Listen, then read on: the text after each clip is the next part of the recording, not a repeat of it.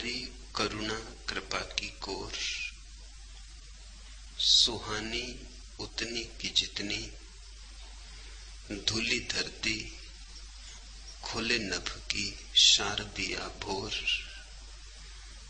तुम्हारी करुणा की जैसे विगत वर्षा शरद के निर्मल सरोवर में व्यहसते हुए सरसिज पुंज का मकरंद।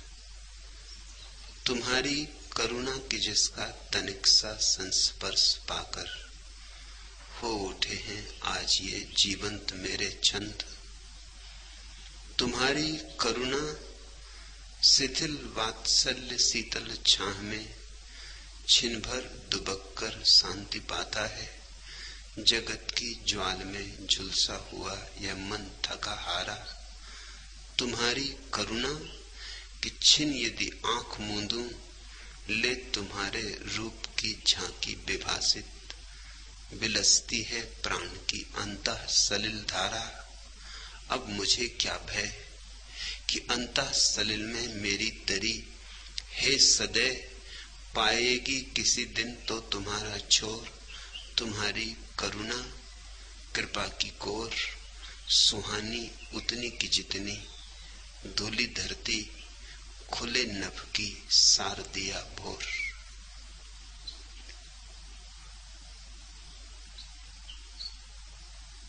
परमात्मा की ओर जाने वाले दो मार्ग, एक ज्ञान एक भक्ति।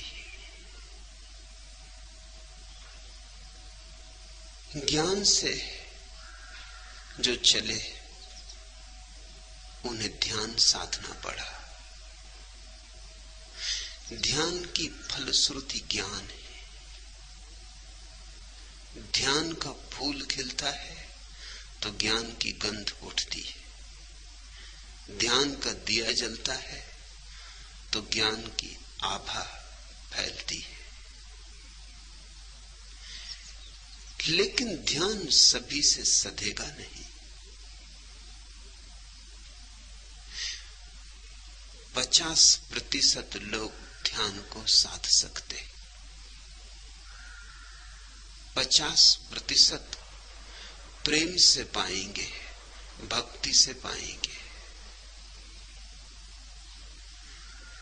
भक्ति का अर्थ है डूबना, पूरी तरह डूबना, मदमस्त होना, अलमस्त होना। ध्यान है जागरण, स्मरण। भक्ति है विस्मरण, तन्मयता, तल्लीनता। ध्यान है होश, भक्ति है उसमें बेहोश हो जाना।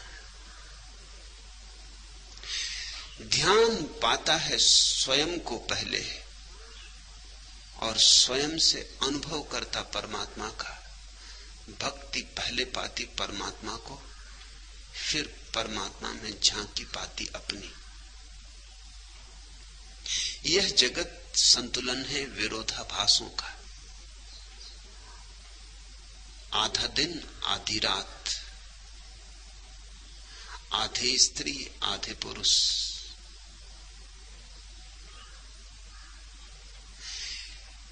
एक संतुलन है विरोधों में। वही संतुलन इस जगत का शाश्वत नियम है। उसी को बुद्ध कह रहे हैं एस धम्मो सनातनो। यही है शाश्वत नियम कि यह जगत विरोध से निर्मित है। वृक्ष आकाश की तरफ उठता है तो साथ ही साथ उसे पाताल की तरफ अपनी जड़ें भेजनी होती। जितना ऊपर जाए उतना नीचे भी जाना होता है। तब संतुलन, तब वृक्ष जीवित रह सकता है। ऊपर ही ऊपर जाए और नीचे जाना भूल जाए तो गिरेगा, बुरी तरह गिरेगा। नीचे ही नीचे जाए, ऊपर जानना भूल जाए तो जाने का कोई प्रयोजन नहीं, कोई अर्थ नहीं। विरोधों में विरोध नहीं है, वरन एक संगीत है। परम विरोध है ज्ञान और भक्ति का। और इस सत्य को ठीक से समझ लेना चाहिए कि तुम्हारी रुचि क्या है। तुम ज्ञान से जा सकोगे कि प्रेम से? ज्ञान का रास्ता कठोर है, थोड़ा रूखा सूखा है, पुरुष का है। प्रेम का रास्ता रस डूबा है, रस निमग्न है, हरा भरा है, झरनों की कलकल है, पक्षियों के गीत हैं। वह रास्ता स्त्रीण चित्त का है, स्त्रीण आत्मा का है।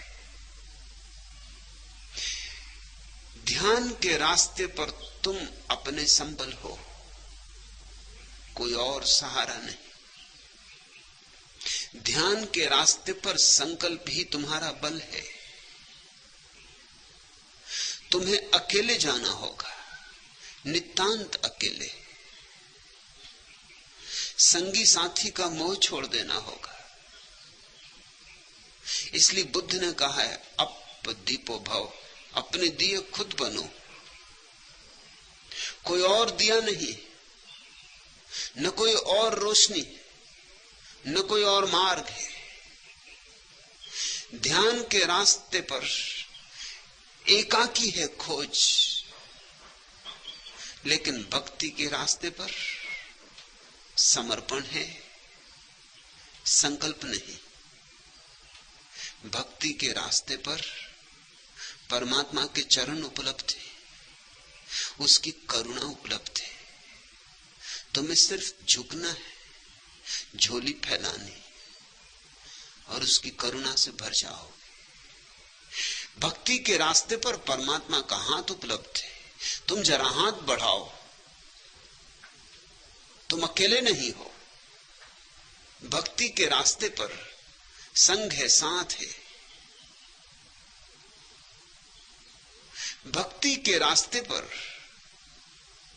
तुम्हें बेल बनना है, परमात्मा के वृक्ष पर लिपट जाना है। ध्यान के रास्ते पर तुम्हें वृक्ष बनना है, बेल नहीं। और इन दोनों में बहुत निर्णायक रूप से चुनाव करना होता है, स्पष्ट चुनाव करना होता है। क्योंकि भूल से अगर भक्त ध्यान के रास्ते पर लग जाए तो चूकता ही चला जाएगा। ध्यान सधेगा नहीं, मन विषाद से भरेगा। ध्यान पकड़ में आएगा नहीं। और अगर ध्यानी भक्ति के रास्ते पर लग जाए तो दिया भी उठाएगा, आरती भी सजाएगा, मगर हृदय का संग नहीं होगा। गीत भी गाएगा, मगर प्राण न गुनगुनाएंगे, ओंठ ही दोहराएंगे। धूप दीप सजा लेगा, अर्चना पूजा का थाल सजा लेगा, लेकिन बस औपचारिकता होगी। प्राणों का नृत्य, आत्मा की लीनता संभव नहीं होगी। सब थोथा थोथा होगा। भक्त अगर ध्यानी बन जाए तो सब बोझ पहाड़ जैसा बोझ, और फलश्रुति कुछ भी नहीं। और ध्यानी अगर भक्त बन जाए तो सिर्फ औपचारिकता, पाखंड, सब ऊपर ऊपर, प्राण अछूते, आत्मा भीगेगी नहीं, आंसू बहेंगे नहीं, पैर नाचेंगे नहीं। हां, कोशिश करोगे तो एक तरह का व्यायाम हो जाएगा, नृत्य नहीं। और कोशिश करोगे तो आंखों से पानी भी गिरेगा, लेकिन पानी और आंसुओं में भेद है। कोशिश करोगे तो ढोंग आ जाएगा, लेकिन ढोंग से कोई क्रांति नहीं होती। और इस जगत में सबसे बड़ा दुर्भाग्य यही है कि संयोग के कारण लोगों ने धर्म चुन लिए। कोई हिंदू घर में पैदा हुआ है, कोई जैन घर में पैदा हुआ है, तो जो जैन घर में पैदा हुआ है वो बस ध्यान की बातें करता रहता है, चाहे मौलिक रूप से उसकी क्षमता भक्ति की हो। और कोई अगर कृष्ण के संप्रदाय में पैदा हुआ है तो भक्ति की बातें करता रहता है, चाहे क्षमता उसकी ध्यान की हो। पलटू का संसार भक्त का संसार है, यह पहली बात ख्याल में रख लेना। इसलिए पलटू भक्त की भाषा बोल रहे। भक्त की भाषा में पहला सूत्र है परमात्मा की करुणा। अपने किए कुछ नहीं होता, होता है उसके किए। हम तो बाधा न डालें तो बस, हम पर हमारी इतनी कृपा काफी कि हम बाधा न डालें, कि हम आड़े ना आए, अपने और परमात्मा के बीच में अवरोध न बने, छोड़ दें सब उसकी मर्जी पर। तुम्हारी करुणा कृपा की कोर सुहानी उतनी की जितनी, धूली धरती खुले नभ की सार दिया भोर।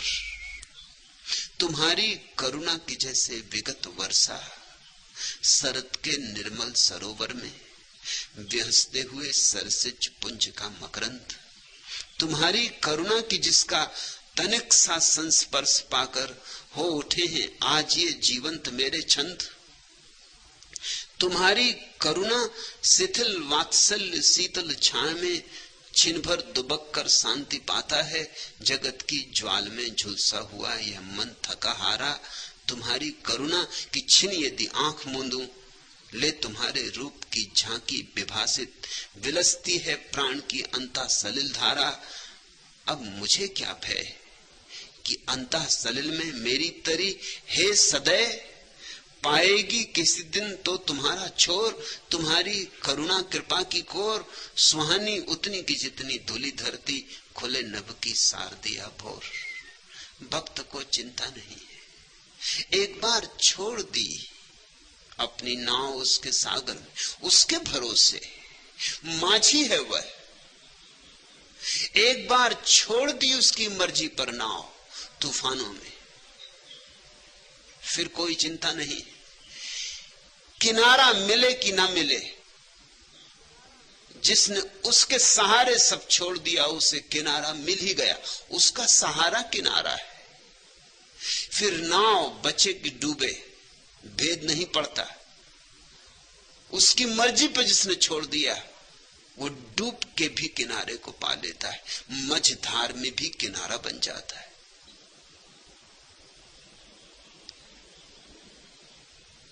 करुणा का अर्थ है यह अस्तित्व तुम्हारे प्रति उदास नहीं है,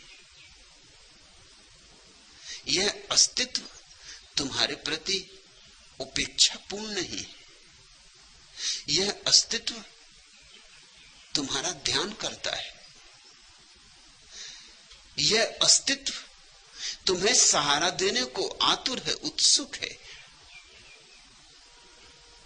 तुम ही नहीं खोज रहे परमात्मा को, करुणा का अर्थ है कि परमात्मा भी तुम्हें खोज रहा है। ये आग एक तरफा नहीं लगी है, ये प्रेम दोनों तरफ जला है। परमात्मा परम प्रेमी, तुम प्रेसी हो, या कि तुम परम प्रेमी हो परमात्मा प्रेसी, जैसी मर्जी हो। भक्तों ने दोनों ही रूप स्वीकार किए। सूफी कहते हैं परमात्मा प्रेसी है, हम प्रेमी। इस देश के भक्तों ने कहा परमात्मा प्रेमी है, हम प्रेसी हैं। वह कृष्ण, हम उसकी गोपियां। लेकिन एक बात तय है कि आग दोनों तरफ लगी है, यह खोज अकेले अकेले नहीं, तुम ही नहीं खोज रहे हो, वह भी खोज रहा है। करुणा का यही अर्थ है, उसका हाथ भी तुम्हें अंधेरे में टटोल रहा है। काश हम अकेले ही खोजते हो तो मिले या ना मिले, मगर वह भी खोजता है, इसलिए आश्वासन है कि मिलन होगा, होकर रहेगा। पलटू यही कह रहे हैं कि संतों के रूप में जो आता है वह उसी का हाथ है अंधेरे में तुम्हें टटोलता हुआ। पर स्वार्थ के कारणे संत लिया अवतार। भक्त की भाषा में अवतार का बड़ा अर्थ है। ज्ञानी ध्यानी की भाषा में अवतार का कोई अर्थ ही नहीं होता। तुम्हें स्मरण दिलाऊं, जैन शास्त्रों में अवतार शब्द का प्रयोग नहीं होता, न बौद्ध शास्त्रों में होता है, हो नहीं सकता। अवतार उनकी भाषा नहीं। किसका अवतार, किस लिए? जैन कहते हैं महावीर तीर्थंकर अवतार नहीं, जिन है, सिद्ध है, बुद्ध है, अवतार नहीं। अवतार का अर्थ होता है अवतरण, ऊपर से नीचे की तरफ उतरना। तीर्थंकर का अर्थ होता है नीचे से ऊपर की तरफ चढ़ना। सिद्ध का अर्थ होता है, बुद्ध का अर्थ होता है नीचे से ऊपर की तरफ चढ़ना। बुद्ध का अर्थ होता है जैसे कीचड़ से कमल उठे, और अवतार का अर्थ होता है जैसे चांद से चांदनी झरे। हां, कहीं मिलन हो जाता है कमल का और चांदनी का, वह बात और। कहीं चांदनी कमल पे झरती है, कहीं कमल चांदनी के साथ नाचता है, वह बात और। ऐसी ही कुछ घटना यहां घट रही। यहां मेरी चेष्टा यही है कि कमल भी खिले और चांद भी उगे, अवतरण भी हो और तीर्थंकर भी जगे। क्योंकि चांदनी बरसे और कमल न हो तो कुछ बात अधूरी रह जाएगी। कमल खिले और चांद न हो तो भी बात कुछ अधूरी रह जाएगी। और जब करना ही है तो पूरा करना, अधूरा क्या करना। अब तक पृथ्वी के सारे धर्म अधूरे धर्म हैं, क्योंकि या तो धर्म ने ज्ञान का मार्ग पकड़ा या भक्ति का मार्ग पकड़ा। मेरी बातें इसलिए थोड़ी बेबूझ हो जाती। एक दिन ज्ञान की बात करता हूं, दूसरे दिन भक्ति की बात करता हूं। कल तक ज्ञान की बात चली, ध्यान की बात चली, आज से भक्ति की बात शुरू होती है। आज से हम दूसरे लोक में प्रवेश करते हैं। आज से बुद्ध और महावीर सार्थक नहीं, आज से मीरा, चैतन्य, पलटू, कबीर, नानक सार्थक होंगे। मगर चेष्टा मेरी यह है कि ऐसे तुम्हें दोनों से राजी कर लूं, जिसको जो रुच जाए। कुछ कमल की तरह खिल जाएं, कुछ चांद की तरह बरस जाएं, ये बात पूरी हो जाए। पृथ्वी एक समग्र धर्म की प्रतीक्षा कर रही, एक ऐसे धर्म की जिसके मंदिर में सभी द्वार हों, एक ऐसे धर्म की जो मस्जिद भी हो, मंदिर भी हो, गिरजा भी हो, गुरुद्वारा भी हो। ऐसा मंदिर बनना ही चाहिए। बिना ऐसे मंदिर बने आदमी का अब कोई भविष्य नहीं। पर स्वार्थ के कारणे संत लिया अवतार।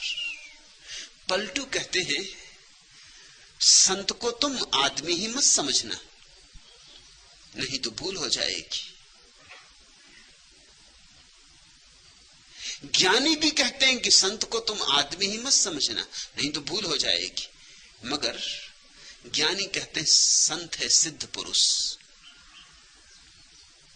है तो मनुष्य ही, लेकिन अपने पूर्ण विकास को उपलब्ध हुआ।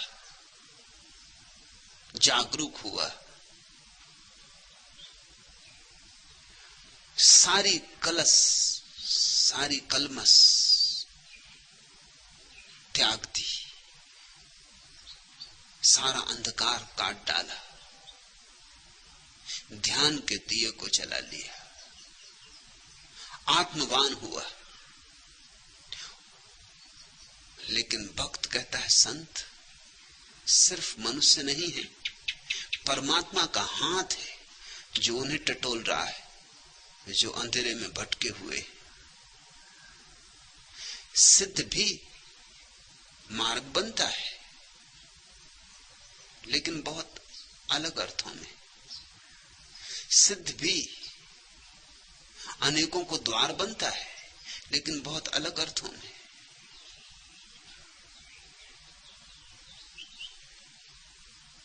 अपने ही आनंद को बांटने के लिए, लेकिन हमसे कितना ही ऊंचा हो।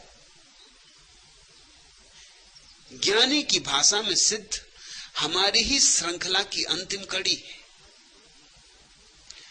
भक्त की भाषा में सिद्ध हमारी श्रृंखला की अंतिम कड़ी नहीं है, बल्कि परमात्मा की हमें खोजने के लिए अंतिम चेष्टा है। ऐसा ही समझो जैसे गिलास आधा पानी से भरा हो और कोई कहे आधा खाली है, वह भी ठीक, और कोई कहे आधा भरा है, वह भी ठीक। दोनों ठीक है, लेकिन पूरी बात नहीं है दोनों में से किसी के पास। पूरी बात तो यह है कि गिलास आधा भरा आधा खाली। ये गिलास के संबंध में पूरा वक्तव्य होगा। संत के संबंध में मैं वक्तव्य देना चाहता हूं कि आधा भरा आधा खाली। आधा मनुष्य की परम उपलब्धि, आधा परमात्मा की परम करुणा।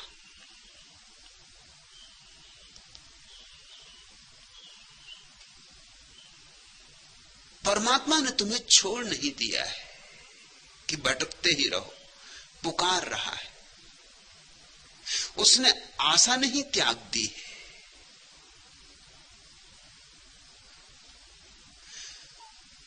तुम्हें देखकर अब तक आशा त्याग देनी चाहिए थी, मगर उसकी आशा अनंत है। रविंद्रनाथ ने अपने एक गीत में कहा है, जब भी कोई नया बच्चा पैदा होता है तो मेरा हृदय परमात्मा के प्रति धन्यवाद से भर जाता है